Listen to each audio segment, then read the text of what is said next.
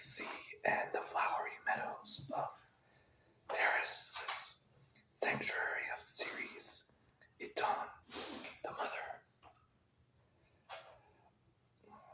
Iton, Iton, the mother of sheep, Antrim upon the sea, and Betellium that lies upon the grasslands of these brave Protesilaus had been captain while he was yet alive,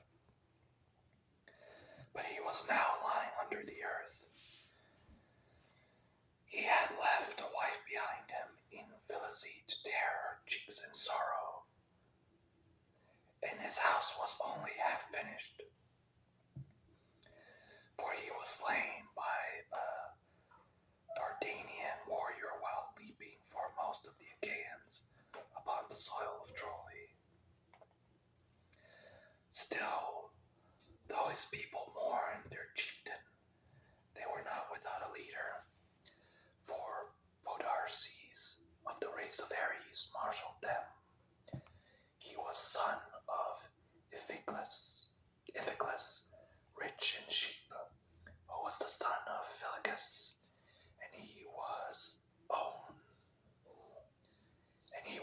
own brother to Protesilaus, only younger, Protesilaus being at once the elder and the more valiant. So the people were not without a leader, though they mourned him whom they had lost. With him there came 40 ships, and those that held Pherae by the Boebian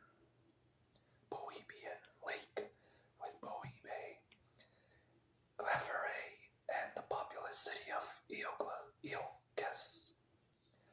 These were their 11 ships, were led by Eumelus, son of Admetus, whom Alcestis bore to him, loveliest of the daughters of Peleus. And those that held Methone and Thaumacia with Meliboea and rugged Olizon. These were led by the skillful archer Philoctetes, and they had 7 ships, each with 50 horsemen, all of them good archers. But Philoctetes was lying in great pain in the island of Lemnos, where the son of the Achaeans left him, for he had been bitten by a poisonous water snake. There he lay, sick and sorry, and full soon did the Argives come to miss him. But his people, though they felt his loss, were not leaderless, for Medon, the bastard son of Oleus by Rene, set them in array. Those again by Trica and the stony region of Ithome, and they that held Oicalia, the city of Oicalian Eurytus. These were commanded by the 2 sons of Aesculapius, skilled in the art of healing, Podalirius and Machaon, and with them there came 30 ships. The men, moreover, of Ormenius, and by the fountain of Iberia, with those that held Asterius and the white crests of Titanus. These were led by Eurypylus, the son of Euaemon, and with them there came 40 ships, those that held Argisa and Gurtoni, Orthe, Melanie, and the white city of Oluson. Of these brave, Polypoetes was leader. He was son of Perithous, who was son of Zeus himself. For Hippodamia bore him Porthos on the day when he took his revenge on the Shaggy Mountain savages and drove them from Mount Pelion to the Aethys. But Polypoetes was not sole in command, for with him was Leonteus of the race of Ares, who was son of Coronis, the son of Caeneus. And with these there came 40 ships. Guneus brought 20 ships from Cephas, and he was followed by the Aenians and the valiant Peribai, who dwelt about wintry Dodona and held the lands around the lovely river Titaresius, which sends its waters into the Peneus. They do not mingle with the silver eddies of the Peneus, but flow on the top of them like oil. For the Titaresius is a branch of dread Orcus and the river Styx. Of the Magnetes, Prothous, son of Tenthredon, was commander. They that dwelt about the river Peneus. And Mount Pelion, Prothous, fleet of foot, was their leader, and with him there came 40 ships. Such were the chiefs and princes of the Danaans, who then, O Muse, was the foremost weatherman or horse among those that followed after the sons of Atreus. Of the horses, those of the son of Pheres were by far the finest. They were driven by Eumelus, and were as fleet as birds.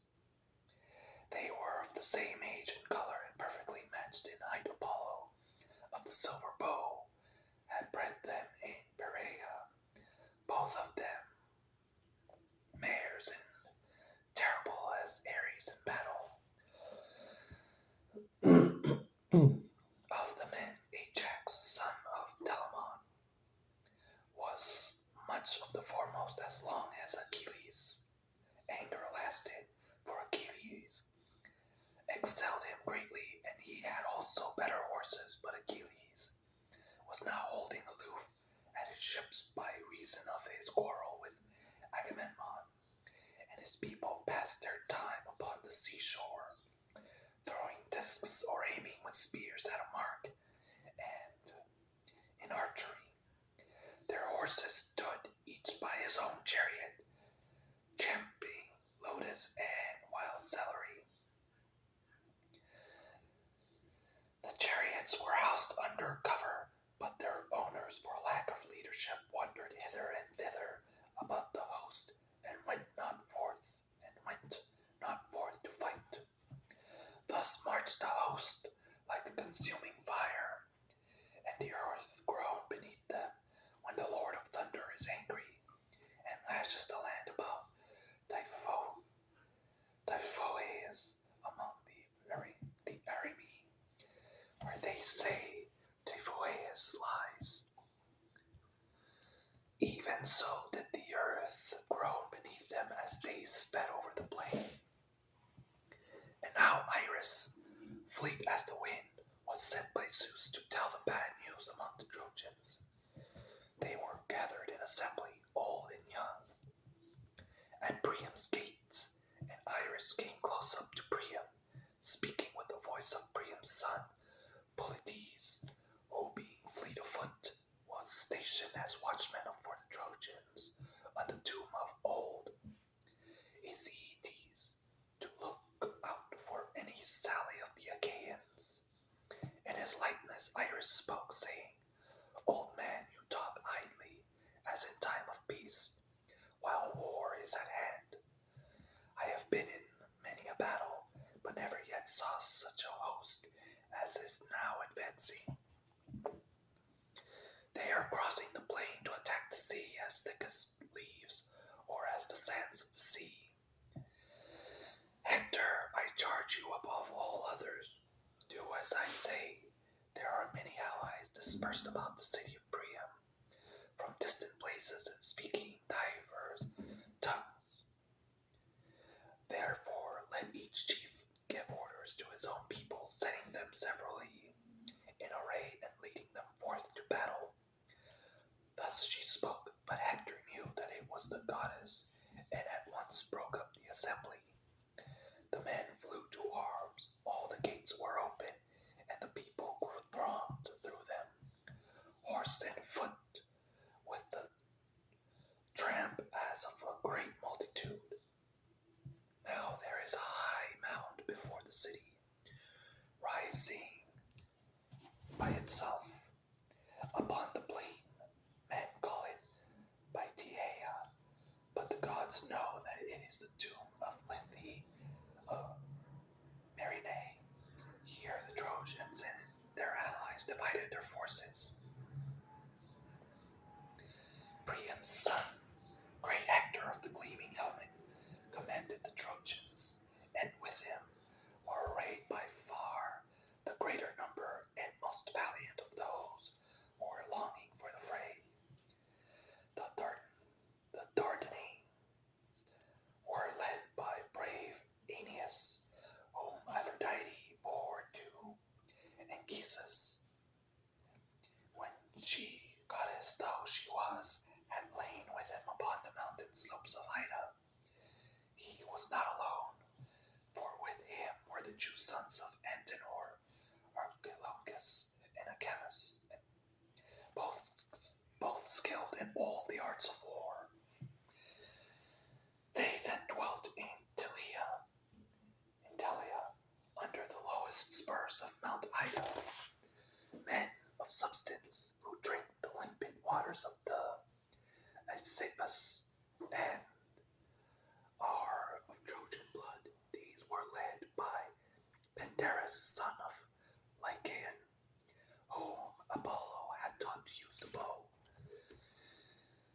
They had held Adrastea and the land of Apasus, with Ptea and the high mountain of Terea.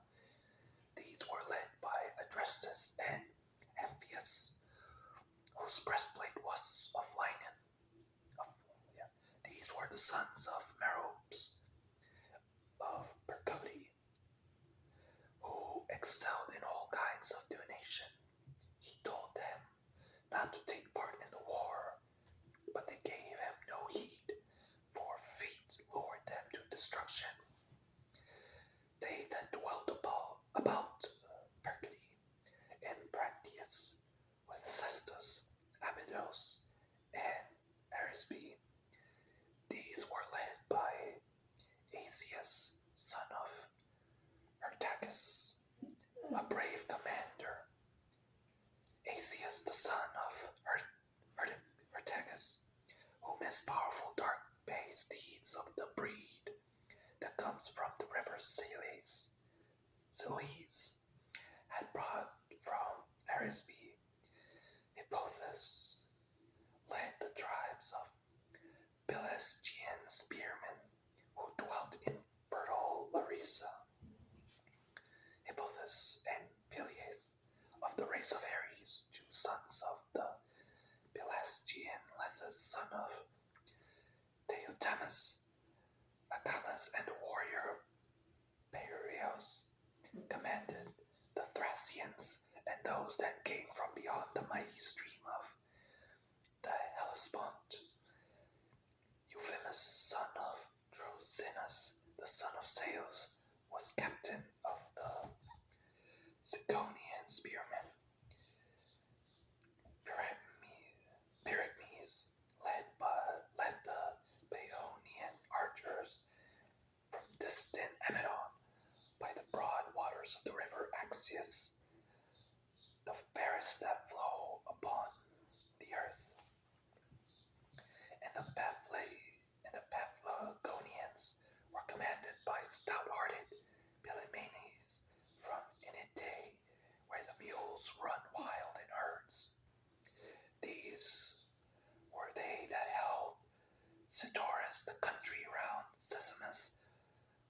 the cities of the river, Parthenius, Cromna, Aegialus, and the lofty Erythini, Odius, and Epistrophus were captains over the Helizoni from distant Alibe, where they are mines of silver. Chromis and Edemus, the augur, led by the Mysians, but his skill in augury availed not to save him from destruction, for he fell by the hand of the fleet, descendant of Aeacus, in the river, where he slew others also of the Trojans. Forces, again and noble Ascanius, led the Phrygians from the far country of Ascania, and both were eager for the fray. Mesles and Antiphus commanded the Maeonian sons of Telemenes, born to him of the Gygaeans lake. These led the Maeonians who dwelt under Mount Tmolus. Nastes led the Carians, men of a strange speech. These held Miletus and the wooded mountain of Vithyres, with the water of the river Maeander, and the lofty crests of Mount Mycale. These were commanded by Nastes and Amphimachus, the brave sons of Nomion. He came into the fight with gold about him, like a girl, fool that he was. His gold was of no avail to save him, for he fell in the river by the hand of the fleet descendant of Aeacus, and Achilles bore away his gold. Sarpedon and Glaucus led the Lycians from their distant land by the eddying waters of the Xanthus. Alright, and I think I'm gonna finish right here. Next time we'll be on book 3. So, thank you, and if you like the video, please like and subscribe.